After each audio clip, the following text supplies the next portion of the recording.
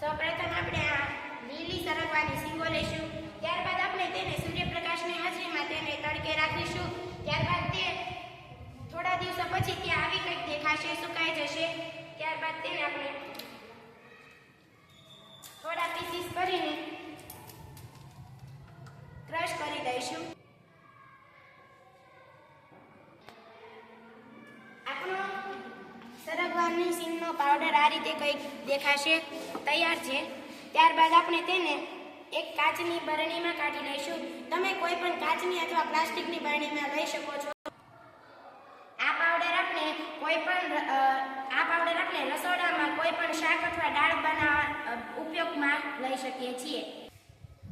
આ પાવડર આપણા માટે, આપણા સ્વાસ્થ્ય માટે ખૂબ લાભદાયી છે અને આપણા પાચન ક્રિયામાં પણ ખૂબ લાભદાયી છે. આ પાવડર કબજિયાત અને જઠરના રોગો માટે ખૂબ જ ઉપયોગી છે.